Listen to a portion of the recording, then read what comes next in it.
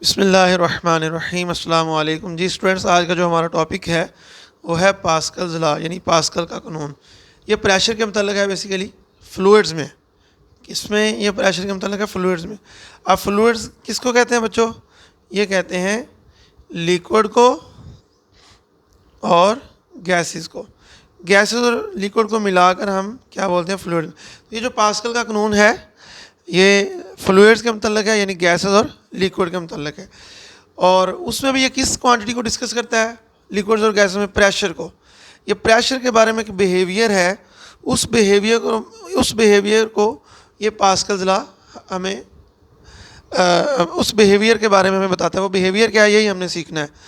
तो बच्चों सपोज करो ये टायर था, इस टायर के अंदर हवा भरी हुई थी, या टायर की ट्यूब कह लें, ये ट्यूब है उसके अंदर हवा भरी हुई थी। तो हवा भरी थी इसका मतलब तो हर जगह पर हवा का जो प्रेशर है वो एक जैसा है, हर तरफ से हमें एक जैसी नज़र आती है ना। टायर ट्यूब या टायर कह लो एक जैसा नज़र आता है। तो हर तरफ यानी हर कोई भी पॉइंट ले लें, कोई भी जगह ले लें तो प्रेशर एक जैसा, हवा जो इसके अंदर एयर है वो लगा रही इसकी ये सरफेस पर एक जैसा प्रेशर लगा रही, ठीक है। लेकिन अब हम हवा और बढ़ते हैं, इसके यहाँ पर हवा को ज़्यादा करते हैं, उसके अंदर प्रेशर क्या हो जाएगा? ज़्यादा हो जाएगा, इंक्रीज़ हो जाएगा इसका प्रेशर।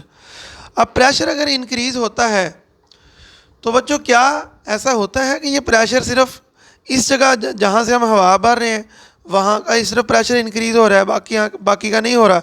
यानी ट्यूब सिर्फ यहाँ से इसका अपना एरिया बढ़ा रही, बाकी वैसे का ऐसा तो नहीं होता।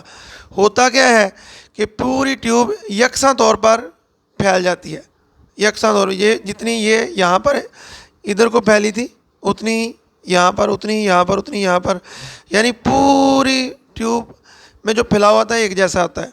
तो यहाँ पर हमने प्रेशर अप्लाई किया तो प्रेशर हर तरफ एक जैसा फैल गया, ठीक है। तो अच्छा, इसी तरह हम बैलून में हवा भरते हैं, पहले भी ये फ़र्ज़ करो थोड़ी सी, लेकिन हम इसके अंदर और हवा इसके अंदर डाल दें। तो जब हम इसके अंदर और हवा डालते हैं इसका प्रेशर बढ़ता है, तो ये यकसा तौर पर फैलाव इसका बनता है, यानी इधर हर तरफ से एक जैसा इसका इस तरह फैलाव होगा, हर तरफ से, कहीं से भी ज़्यादा या कम नहीं होगा। ऐसा नहीं होगा कि आप यहाँ से हवा भरें तो सीधी हवा आ जा रही तो ये वाला फैलाव ज़्यादा हो जाएगा, ये नहीं। तो ऐसा नहीं। तो इसमें भी यही होता है कि हम एक तरफ से प्रेशर अप्लाई करते हैं तो ये प्रेशर हर तरफ एक जैसा शिफ्ट हो जाता है, तमाम बॉडी में एक जैसा शिफ्ट हो जाता है। ऐसे ही होता है ना। हम इसी तरह एक और एग्जांपल हम देखते हैं। ये हमारे पास एक एग्जांपल है।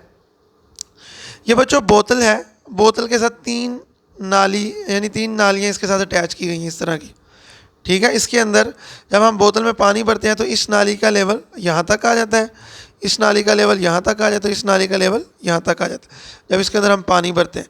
तो ये इतनी हाइट तक इस वजह से गई है क्योंकि यहाँ का जो प्रेशर था वो कम था, तो जिस वजह से ये इतनी की हाइट गेन कर सकी। आपको पता है लिक्विड में डेप्थ के साथ प्रेशर बढ़ता है। अब यहाँ का प्रेशर ज़्यादा हुआ तो इसने ज़्यादा दूर तक इसकी ज़्यादा पानी इसके ऊपर चढ़ गया तो यहाँ तक इसकी हाइट आ गई, और इसका और ज़्यादा था यहाँ वाले पॉइंट का तो और हाइट यहाँ तक चलेगी।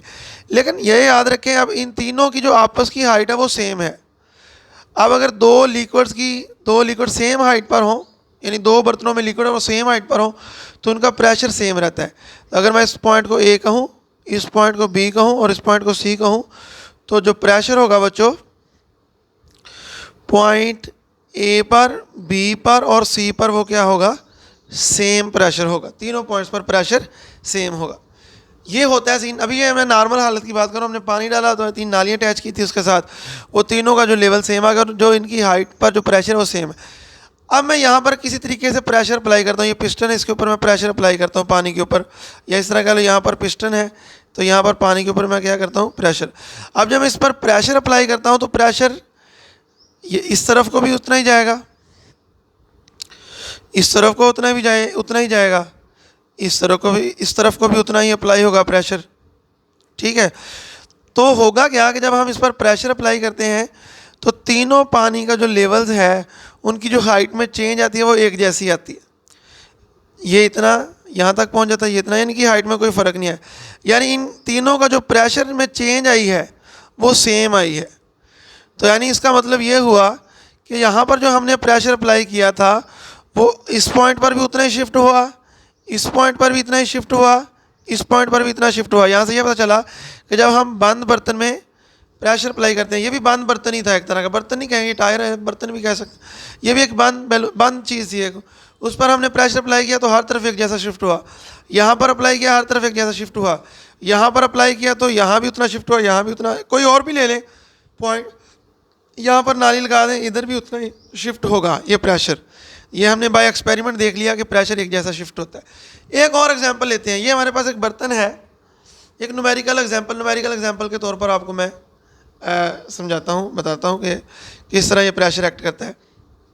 जब हम प्रेशर किसी बॉडी में प्रेशर होता है उस पर हम फोर्स लगा के उसका प्रेशर इंक्रीज़ करते हैं तो किस तरह एक्ट करता है। सपोज करें इस पॉइंट का जो प्रेशर था वो 30 पास्कल था, इस पॉइंट का प्रेशर था 40, अभी हमने नया प्रेशर अप्लाई नहीं किया, नॉर्मल, अब पता नहीं असल में कितना है, हम वैसे वैल्यू कह रहे हैं कि इस पॉइंट पर वैल्यू इतनी है, इस पॉइंट पर इतनी, इस पर 50 लगा लें इस पर। अब हमने इस पर प्रेशर अप्लाई किया बच्चों 10 पास्कल का, तो ये जो 10 पास्कल प्रेशर हमने अप्लाई किया, ये 10 पास्कल का प्रेशर लिक्विड के हर पॉइंट पर शिफ्ट हो जाएगा, यानी इधर को भी 10 पास्कल का, इधर को भी, नीचे को भी, इधर को भी, इधर को भी, हर तरफ 10 पास्कल का प्रेशर शिफ्ट हो जाएगा। यानी अगर ये 30 का है तो अब ये कितना हो जाएगा 40 पास्कल यहाँ का प्रेशर हो जाएगा, यहाँ का हम बता सकते हैं 50 पास्कल, यहाँ का 60 पास्कल, तो 10 का इजाफा होना हर तरफ। ठीक है, तो यहाँ इन चारों एग्जाम्पल से हम ये नतीजा करते हैं कि जब किसी बंद बर्तन में या बंद चीज़ में लिक्विड फ्लूइड है, फ्लूइड से हमारा एयर भी हो सकती है या कोई और गैस हो सकती है या पानी हो सकता है, तो उसमें हम प्रेशर अप्लाई करते हैं तो वो प्रेशर पूरे बर्तन में एक जैसा, एक ही मकदार, यानी जो जितना हमने अप्लाई किया वो प्रेशर हर तरफ उतना ही शिफ्ट हो जाता है। ये नहीं कहीं कहीं ज़्यादा कहीं कम, ऐसा नहीं होता, पूरे बर्तन में हर जगह पर, हर पॉइंट पर जितना हमने अप्लाई किया था उतना उतना शिफ्ट हो जाता है प्रेशर। यहाँ पर हमने 10 पास्कल का किया तो इस प्रेशर का, इस पॉइंट का जितना प्रेशर पहले था तो 10 पास्कल का इजाफा हो जाएगा, यहाँ पर देख लें 10 पास्कल का, यहाँ पर देख लें 10, तो हर पॉइंट पर उतना ही प्रेशर शिफ्ट हो जाता है। अब ये आप कहेंगे ये तो सर ठीक है, आपने कहा कि हर पॉइंट पर इतना ही प्रेशर जो है शिफ्ट हो जाता है जितना हम अप्लाई करते हैं, तो इसका फ़ायदा क्या, हमें क्या फ़ायदा, तो इसका बच्चों फ़ायदा है। कैसे फ़ायदा, पहले तो मैं थोड़ा सा बताता हूँ, फिर हम इसकी बाकायदा कैलकुलेशन से भी चेक करेंगे कि इसका क्या फ़ायदा है। देखो बच्चों, प्रेशर का फार्मूला क्या है, फोर्स बटा एरिया। अब एरिया डिवाइड हो रहा है, इधर आगे मल्टीप्लाई हो जाएगा, तो प्रेशर मल्टीप्लाई बाय एरिया बराबर किसके आ गया, फोर्स के। फिर देखें, force equal to pressure multiply by area. क्या मतलब, अगर ये फोर्स और एरिया का डायरेक्टली का रिलेशन हो गया है, ठीक है, फोर्स और एरिया का डायरेक्टली का रिलेशन, एरिया ज़्यादा हुआ तो फोर्स भी ज़्यादा, एरिया कम हुई तो फोर्स भी, एरिया कम हुआ तो फोर्स भी कम हुई। समझ आई बात की, इस फार्मूले से हमें ये पता चल गया फोर्स और एरिया का डायरेक्टली का रिलेशन है। अब देखो बच्चों, इसका हमें फ़ायदा कहाँ पर होगा। देखो, ये एक बर्तन में हमारे पास फ्लूइड है, हम यहाँ पर प्रेशर लगाते हैं, कोई भी 10 पास्कल का लगाते हैं प्रेशर, कितने का, एग्जाम्पल के तौर पर कह रहा हूँ 10 पास्कल का, तो यहाँ पर जो प्रेशर लगाएगा हर तरफ एक जैसा प्रेशर शिफ्ट होगा, इधर को भी इतना, इधर को भी इतना, इधर को भी 10 पास्कल का, इधर को भी 10 पास्कल का, इधर को भी, तो इस तरफ भी कितना का होगा, 10 पास्कल का प्रेशर शिफ्ट होगा। तो अभी हमने एक फार्मूला देखा है फोर्स का, प्रेशर मल्टीप्लाई बाय एरिया भी देखा है ना, तो भाई यहाँ का इतनी पूरी चीज़ का एरिया कितना है, ज़्यादा है इसके मुकाबले में। प्रेशर तो 10 पास्कल इधर लगना है, लेकिन इसका एरिया क्या हो गया अब ज़्यादा, 10 पास्कल को आप बड़े एरिया से मल्टीप्लाई करेंगे तो फोर्स भी क्या आएगी, बड़ी आएगी। तो यही जादू है पास्कल के कानून का कि थोड़ी फोर्स लगाने से, एरिया के ज़्यादा होने से हमें बड़ी फोर्स मिल रही है। मतलब हो सकता है हम यहाँ 50 न्यूटन की लगाएं तो हमें 500 न्यूटन की फोर्स ऊपर को मिल जाए, तो जिससे हम एक छोटी फोर्स एक बड़ा वज़न उठा सकते हैं। ठीक है, ये है पास्कल के कानून का एक मेन इस्तेमाल। अब पास्कल के कानून की हम डेफिनेशन बाकायदा पढ़ लेते हैं। ये क्या कहता है हमें, when pressure is applied at one point in an enclose fluid, fluid किसी बर्तन में बंद है, किसी चीज़ में बंद है, उसके एक पॉइंट पर हमने प्रेशर अप्लाई करना है, होता क्या है, इट इज़ ट्रांसमिटेड, ये मुंतकिल हो जाता है इक्वली बराबर इन ऑल पार्ट्स या in all points of fluid के विदाउट लॉस, कोई नुकसान नहीं होता। जितना हमने अप्लाई किया हर पॉइंट में उतना ही इंक्रीज़ हो जाता है। तो इसका फ़ायदा क्या हो, अभी हमने देखा कि अगर जितना प्रेशर हम यहाँ पर अप्लाई करें तो उतना ही सार यहाँ पर भी इतना ही होगा अप्लाई, तो यहाँ पर इतना प्रेशर अप्लाई होने से फोर्स हमें बड़ी मिल जाएगी, क्योंकि फोर्स डिपेंड करती है एरिया पर, जिससे हम थोड़ी फोर्स लगाने से बड़ी फोर्स हासिल कर सकते हैं। अब दूसरी चीज़ ये ध्यान में आ सकती है, ये तो law of conservation of energy को कहीं किसी के ध्यान में आ सकता है, ये तो लॉ ऑफ कंजर्वेशन को सेटिस्फाई नहीं करता, लेकिन यहाँ पर सेटिस्फाई करता है। ठीक है, ऐसा नहीं है कि हम थोड़ी एनर्जी से ज़्यादा एनर्जी पैदा कर, ऐसा नहीं है, हम थोड़ी एनर्जी से ज़्यादा एनर्जी नहीं पैदा कर रहे। देखो एनर्जी क्या होती है कि कितना वर्क हुआ है, एनर्जी किसके बराबर होती है, वर्क डन के। तो वर्क का फार्मूला क्या होता है, फोर्स ज़रब डिस्प्लेसमेंट। ठीक है, यहाँ पर हमने थोड़ी फोर्स लगाई है, लेकिन हमने इसका डिस्टेंस यहाँ पर ज़्यादा कवर किया, हो सकता है यहाँ से यहाँ तक डिस्टेंस हो जाए। ठीक है, लेकिन ये जो डिस्टेंस मूव करेगा ना, ये डिस्टेंस कम मूव करेगा। तो अब जितना वर्क इसमें हुआ उतना ही वर्क इसमें होगा, यानी जितनी एनर्जी हमने प्रोवाइड की थी उतनी हमें मिलेगी। क्यों, बेशक यहाँ पर फोर्स कम थी लेकिन डिस्टेंस ज़्यादा था, अब यहाँ पर फोर्स ज़्यादा मिल रही है लेकिन डिस्टेंस कम हो रहा है। तो इसका मतलब वर्क जितना हमने दिया था उतना ही हम हासिल करेंगे, हमें ज़्यादा नहीं मिलेगा। इस वजह से बेशक प्रेशर सेम रहने से फोर्स ज़्यादा मिलती है, लेकिन इससे ऐसा नहीं है कि हमें एनर्जी ज़्यादा मिलती है, एनर्जी उतनी रहती। तो ये भी आपने याद रखना है। अब बच्चों आते हैं हाइड्रोलिक प्रेस क्या है, इसको देखते हैं। ठीक है, हाइड्रोलिक प्रेस कहते हैं किसको है, ये मैंने पहले वैसे आपको इससे एक थोड़ी सी एग्जांपल करा दी, लेकिन ये बाकायदा इसको, ये जो कंस्ट्रक्शन होती है, इस तरह एक पाइप लिया जाता है, पाइप के एक सिरे पर छोटा पिस्टन लगाया जाता है, यहाँ पर बड़ा पिस्टन लगाया जाता है। इस तरह की कंस्ट्रक्शन किसी भी मशीनरी में यूज़ हो तो उसको हाइड्रोलिक प्रेस बोलते हैं, और जो कि बहुत सारी मशीनों में यूज़ होती है। अभी एक दो हम यहाँ पर इसके इस्तेमाल देखेंगे। अभी फ़िलहाल आप हाइड्रोलिक प्रेस की डेफिनेशन पढ़ें। क्या है, इट इज़ अ मशीन, ये एक मशीन होती है, क्या करती है, दैट यूजेस प्रेशर, जो प्रेशर का यूज़ करती है ऑफ लिक्विड, लिक्विड के प्रेशर का, एंड कन्वर्ट स्मॉल फोर्स, जो छोटी फोर्स को ये कन्वर्ट कर देती है इनटू वेरी लार्ज फोर्स, बहुत बड़ी फोर्स में ये क्या कर देती है, कन्वर्ट कर देती है। ये हाइड्रोलिक प्रेस जो मशीन होती है ये कर देता है, इस तरह भी कह सकते हैं। आइए हम एक फार्मूला ड्राइव करते हैं कि हम अगर इस पिस्टन पर F1 फोर्स लगाते हैं तो इस पिस्टन पर लगाई जाने वाली फोर्स की वजह से इस पिस्टन पर कितनी फोर्स लगेगी, इसका हम फार्मूला ड्राइव करना चाहते हैं। ठीक है, तो वो मैथमेटिकल फार्मूला हमने कैलकुलेट करना है। चलिए आइए निकालते हैं। सबसे पहले हम लेट करते हैं, सावधान, ये छोटा पिस्टन है तो इसका जो क्रॉस सेक्शनल एरिया क्या होगा, जो पिस्टन का एरिया पानी के साथ अटैच है वो वाला क्रॉस सेक्शनल एरिया इसका कहलाएगा। तो उस एरिया को हम क्या नाम देते हैं, A1 का बच्चों नाम दे देते हैं। आप सावधान है, इसका भी कोई ना कोई एरिया तो है, इस एरिया को हम क्या नाम देते हैं, A2 का। याद रखें A1 एरिया छोटा है और A2 एरिया बड़ा है। अब यहाँ पर जो हमने फोर्स लगाई इसको हम F1 का नाम देते हैं, और यहाँ पर जो हमें फोर्स मिली है उसको हम किसका नाम देते हैं, F2 का। और यहाँ पर जो हमने प्रेशर अप्लाई किया है इसको P1 का नाम देते हैं, और यहाँ पर P2। यानी जितनी भी क्वांटिटी यहाँ पर है उसको हमने उनके साथ 1-1 लगा दिया, जो यहाँ पर क्वांटिटी है उसके साथ हमने 2-2 लगा दिया। ठीक है, अब बच्चों आते हैं प्रेशर ऑन स्मॉल पिस्टन, छोटे पिस्टन पर प्रेशर। छोटे पिस्टन पर प्रेशर कितना लगेगा, तो छोटे पिस्टन का प्रेशर हमने क्या नाम दिया, F1। तो छोटे पिस्टन पर जो फोर्स लगाई है उसको किसका नाम दिया है, F1 का नाम दिया है। और छोटे पिस्टन का जो एरिया माना गया है, कितना मान लिया हमने, A1, तो उसका एरिया 1 होगा। तो प्रेशर कैसे निकालते हैं, फोर्स और एरिया को डिवाइड करके। तो हम फोर्स और एरिया को डिवाइड ही कर रहे हैं ना यहाँ पर। तो ये आ गया हमारे पास बच्चों प्रेशर छोटे एरिया का। ठीक है, छोटे पिस्टन का ये भी कह सकते हैं। प्रेशर ऑन लार्जर पिस्टन, तो इसको P2 का नाम देते हैं। उस पर कितनी फोर्स अप्लाई हुई थी, F2। कितना एरिया था, A2।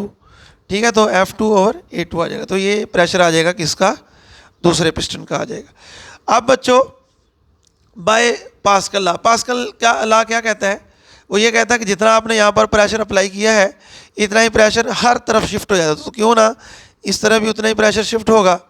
तो हम कह सकते हैं छोटे पिस्टन पर जो प्रेशर होगा वो बराबर होगा किस पर, बड़े पिस्टन पर वो प्रेशर बराबर होगा बड़े पिस्टन के प्रेशर के बराबर। तो छोटे पिस्टन का प्रेशर कितना है, F1/A1। बड़े पिस्टन का प्रेशर कितना है, F2/A2।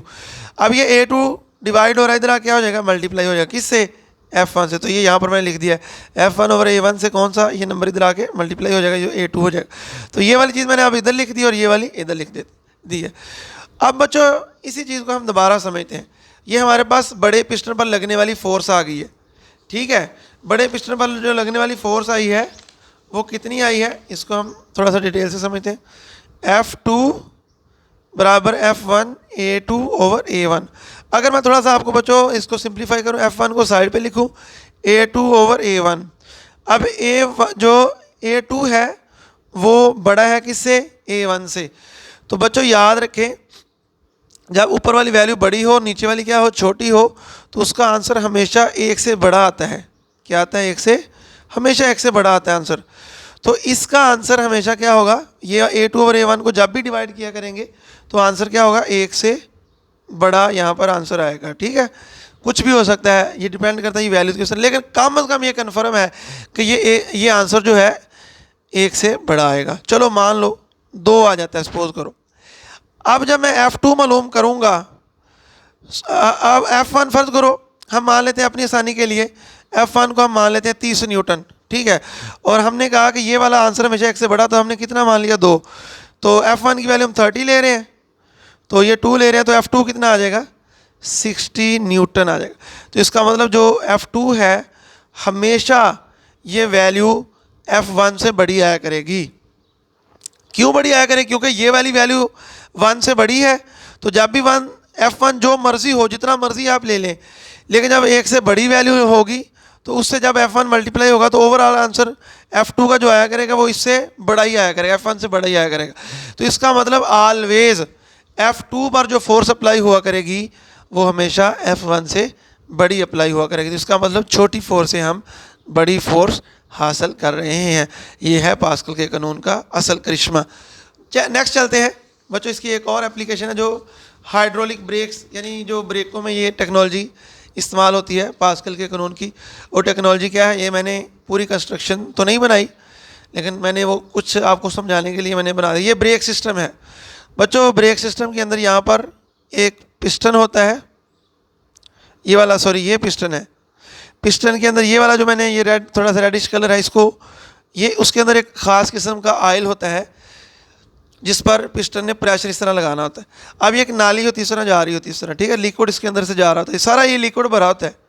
तो लिक्विड जाता है यहाँ तक जाता है, यहाँ पर फिर पिस्टन लगे होते हैं। पिस्टन के साथ एक पैड्स लगे होते हैं, ठीक है, पिस्टन के साथ पैड्स, रबड़ के पैड्स, और यहाँ भी पैड्स लगे होते हैं, रबड़ के पैड्स। तो पिस्टन, तो क्या होता है, ये लिक्विड इस पिस्टन को दबाता है, पिस्टन इन पैड्स को दबाता है, ये पैड्स इसको, ये टायर की जो मोशन होती है उसमें रेजिस्टेंस पैदा करते हैं। तो रेजिस्टेंस जब पैदा होती है, रगड़ पैदा होती है, तो इसकी हरकत क्या होती है, रुक जाती है, ये कम हो जाती है। तो अब ये यहाँ पर पास्कल का कानून कैसे इस्तेमाल होता है, देखो बच्चों, यहाँ पर हमने प्रेशर अप्लाई किया, लिक्विड, ये सारा एक लिक्विड का सिस्टम है। तो हमें पता है कि जब लिक्विड पर प्रेशर अप्लाई करते हैं तो हर तरफ प्रेशर क्या होता है, एक जैसा, यहाँ भी उतना, यहाँ भी उतना, तो यहाँ भी तो उतना ही प्रेशर शिफ्ट होगा। ठीक है, ये आमतौर पर पिस्टन छोटा होता है, ये बड़ा, लेकिन जितना प्रेशर हम यहाँ पर अप्लाई करते हैं उतना ही बड़ा। अब ये पिस्टन बड़े होते हैं तो जिससे यहाँ पर जो फोर्स अप्लाई होती है या फोर्स प्रोड्यूस होती है वो भी बड़ी। तो इस तरह एक पिस्टन पर, छोटे पिस्टन पर लिक्विड की वजह से प्रेशर डालने पर बड़े पिस्टन पर ज़्यादा फोर्स मिल रही है, जिससे हम कार की हरकत को कंट्रोल कर सकते हैं। तो यहाँ भी पास्कल का कानून यूज़ होता है। आपकी बुक में और भी एग्जाम्पल है, वहाँ पर देखेंगे तो आपको समझ आ जाएगी कि पास्कल का कानून किस तरह यूज़ होता है, वहाँ पर आसानी से आप देख सकते हैं। अब आते हैं हम इसकी, ये था पास्कल का कानून, इसकी सिंपल मैंने आपको कोशिश की है समझाने की कि आपको इसकी समझ आ जाए एग्जाम्पल से। लेकिन अब हम इसकी एक न्यूमेरिकल एग्जाम्पल करते हैं, बड़ी इंपॉर्टेंट है, क्योंकि जब आपने न्यूमेरिकल्स करने हैं ना, तो अगर आपको ये एग्जाम्पल आ गई समझो तो बच्चों, क्योंकि ये बच्चों के लिए काफ़ी मुश्किल होती है पास्कल के कानून की जो एग्जाम्पल है प्रेशर निकालने की, क्योंकि इसमें डाटा ज़्यादा होता है। मुश्किल नहीं होता, डाटा ज़्यादा होता है, तो जिस वजह से बच्चों को मुश्किल आती है। तो एक एग्जाम्पल इंशाल्लाह अच्छी सी एग्जाम्पल करेंगे जो आपकी बुक में दी गई है, तो आपको बहुत सारी चीज़ें क्लियर होंगी कि किस तरह पास्कल के कानून को न्यूमेरिकल में यूज़ करना है। ठीक है बच्चों, उससे पहले कि हम न्यूमेरिकल शुरू करें तो थोड़ा सा मज़ीद आइडिया आपको बता दूँ। बच्चों ये है सर्कल, ये सर्कल का सेंटर है, सेंटर से लेकर सर्कल की बाउंड्री तक जो फासला होता है इसको आर से रिप्रेजेंट करते हैं, उसको बोलते हैं रेडियस। ठीक है, रेडियस को किससे रिप्रेजेंट करते हैं, आर से। तो 2 रेडियस ले लें, सेंटर से लेकर इस तरह सर्कल की एक बाउंड्री से लेकर सेंटर से गुजार के दूसरी बाउंड्री तक पहुंच जाए, दूसरी तरफ बाउंड्री तक पहुंच जाए, तो ये सर्कल का क्या कहलाता है, डायामीटर, जिसको डी से रिप्रेजेंट किया जाता है। तो डायामीटर को आप देख सकते हैं, ये रेडियस का डबल है। ठीक है, रेडियस को डबल कर दें तो, या रेडियस जो होता है वो डायमीटर का हाफ होता है। तो यहाँ पर हमें रेडियस का एक फार्मूला भी मिल गया कि डायमीटर को हाफ कर दें तो हम रेडियस मालूम कर सकते हैं। इस तरह बच्चों ये सर्कल है, तो सर्कल का जो एरिया होता है ये भी याद रख लें, ये बराबर होता है पाई आर स्क्वायर के। क्या हमें पाई की वैल्यू तो फिक्स होती है, ये तो आपको पता है। आर कितना होता है वो सर्कल पर डिपेंड करता है कि सर्कल का रेडियस कितना है, तो वही हम आर लिया करेंगे। समझ आ रही ना बात की? तो इस तरह हम सर्कल का एरिया मालूम कर सकते हैं। अब मैं क्यों कह रहा हूँ सर्कल के एरिया पर, क्योंकि जब हमने ये क्वेश्चन करने हैं तो वहाँ पर जो पिस्टन्स होते हैं ना, जो पिस्टन अटैच होते हैं उसके साथ पानी के साथ, तो उसका जो एरिया होता है नीचे वाला वो ऐसे सर्कुलर एरिया होता है उसका, ऐसे ऐसे पिस्टन ऊपर से होते हैं, नीचे जो उसका पानी के साथ अटैच है तो इस तरह सर्कुलर एरिया होता है, ऐसे वो प्रेस करते, तो उस सर्कुलर जो उसका एरिया होता है वो एरिया में निकालना ज़रूरी होता है उन पिस्टन का। तो इस वजह से सर्कल का एरिया का हमें पता होना चाहिए, डायमीटर का पता होना चाहिए, डायमीटर से हम रेडियस में कैसे आते हैं ये भी हमें पता होना चाहिए। इसके अलावा हमने कौन सी क्वांटिटी डिस्कस करनी है, इसके अलावा हमने जब ये पास्कल के न्यूमेरिकल्स करने हैं तो ये मेन क्वांटिटी हमने डिस्कस करनी है प्रेशर की, फोर्स ओवर एरिया। तो एरिया अगर पता चल गया, फोर्स पता चल गई, तो हम उसका प्रेशर निकाल भी, उसको प्रेशर भी उसका निकाल सकते हैं। आइए हम एक एग्जाम्पल करते हैं, फिर उसका सोल्यूशन भी करते हैं। एग्जाम्पल को समझते हैं क्या कहते हैं।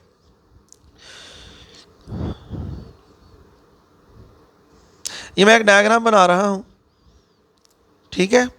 यहाँ पर हम एक काम करते हैं, ये मैं थोड़ा सा बड़ा ले लेता हूँ। ये बड़ा पिस्टन है, ठीक है। ये क्या है, बड़ा पिस्टन, और ये क्या है, छोटा पिस्टन, ठीक है। यहाँ पर एक पिस्टन रखा हुआ है, यहाँ पर बड़ा पिस्टन, इस पर इससे हमने कोई वेट उठाना ऊपर की तरफ, ठीक है। अब हम इसको पढ़ते हैं। The diameter of the piston of hydraulic press are 5 centimetre and 25 centimetre.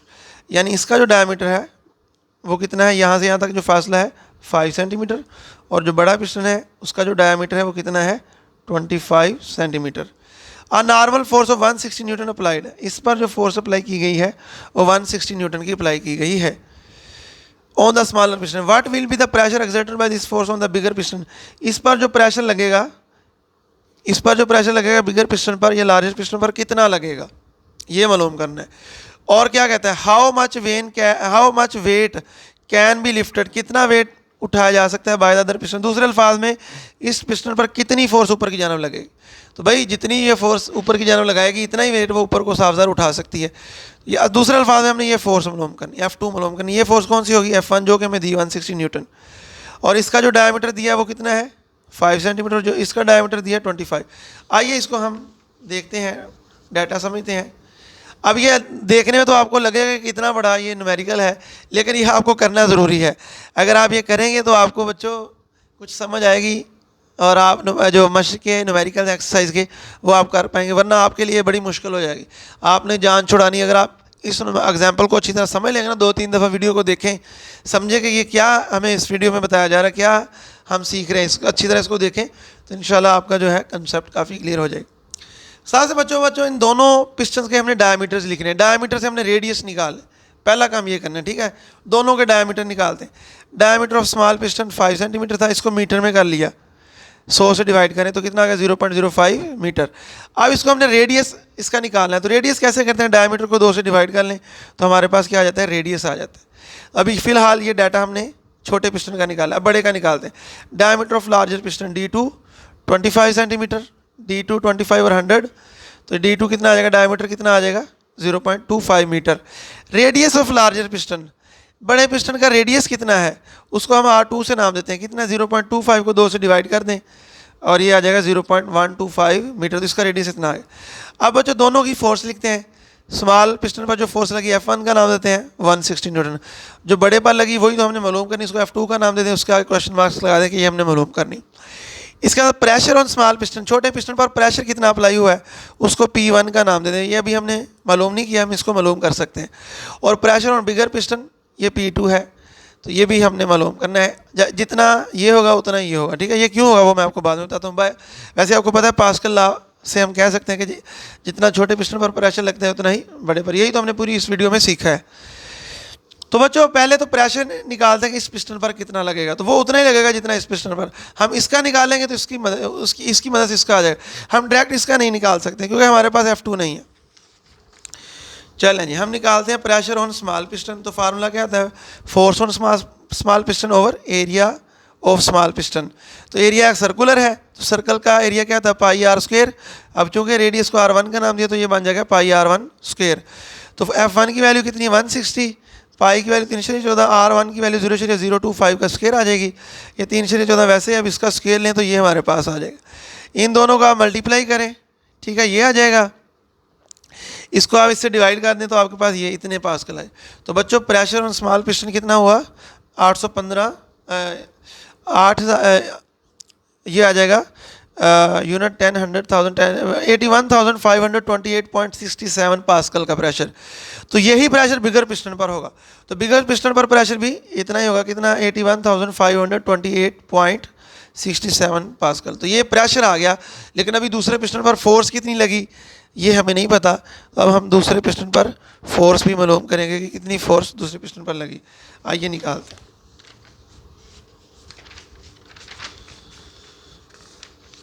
जी बच्चों,